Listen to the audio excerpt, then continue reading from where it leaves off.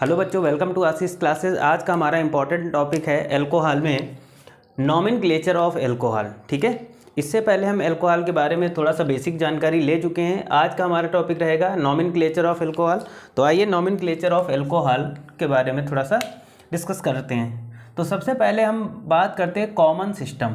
ठीक है, common system में एल्कोहल का जो नेम होगा वो क्या होगा इन कॉमन सिस्टम।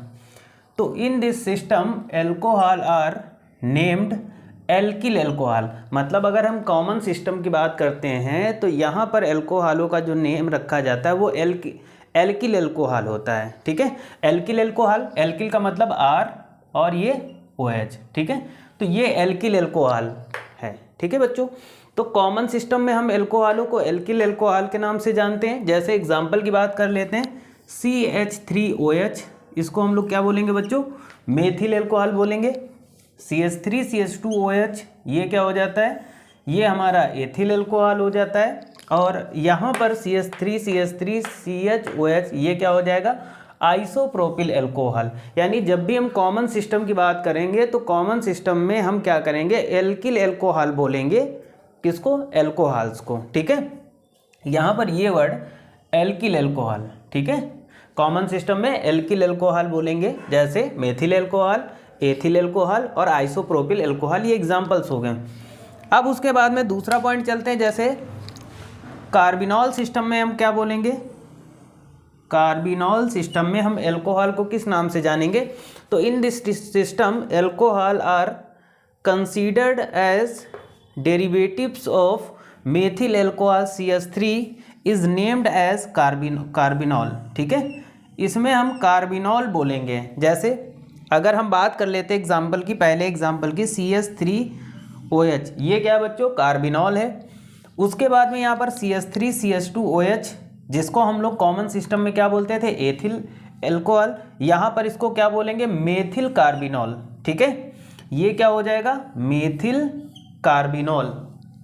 आगे चलते हैं, यहाँ पर ये आगे थर्ड नंबर एग्जाम्पल दिया गया है हमारा, इसको हम बोलेंगे डाईमेथिल।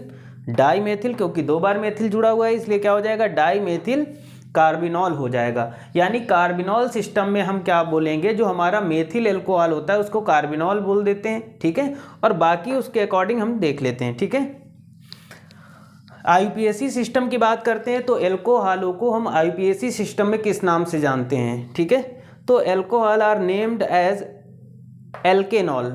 ठीक है, यानी जब हम IUPAC सिस्टम में किसी एल्कोहल का नाम लिखेंगे तो उसको हम लोग एल्केनॉल्स फॉर्म में लिखेंगे। जैसे एग्जाम्पल की बात कर लेते हैं, जैसे यहाँ पर मेथिल एल्कोहल है तो इसको IUPAC सिस्टम में हम क्या बोलेंगे, मेथेनॉल।